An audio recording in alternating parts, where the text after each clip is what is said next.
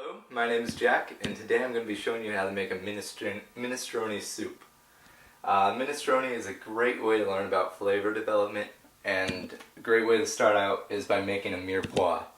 Now what a mirepoix is it's the fancy French term for basically the combination of carrots, celery, and onion. So what you want to do, a mirepoix or a classic mirepoix has 2 parts onion to 1 part carrot and celery. So basically once you have them all together, you're going to want to throw them in your stock pot or just the large pot for the soup, along with about 2 tablespoons of olive oil, enough to get them coated. But for that we're just going to turn the heat on medium. And what this is doing is it's going to allow all this vegetables to sweat together and really release all their flavors. So after about 5 minutes while they're sweating together and the onions are starting translucent, you're going to want to add your 4 or so cloves of garlic to it, and then just dump it right in. Give it a quick little stir, and after about 3 more minutes or 4 more minutes, after they just marinate together, you can add your spices.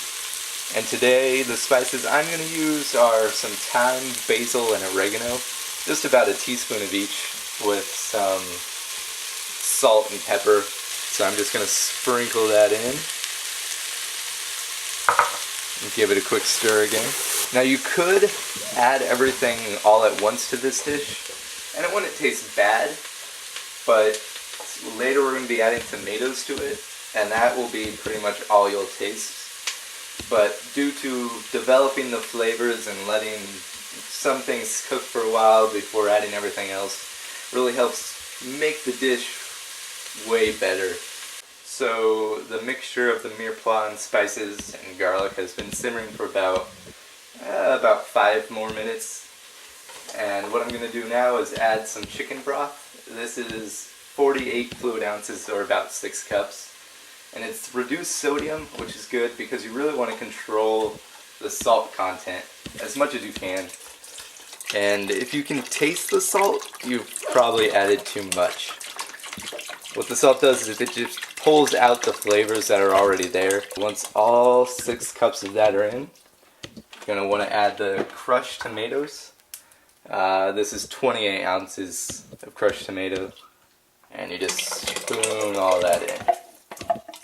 Increase the heat, bring it up to a boil, boil it for I guess a couple minutes, and then reduce it to a simmer. Alright, so I've let this boil and simmer for about 10 minutes now, and it's time to add the elbow pasta and the kidney beans. Just about a cup of elbow pasta, pour it right in, and then the kidney beans drained and rinsed. And you'll want to cook this for about an additional 10 minutes on medium-low, just until the pasta's done.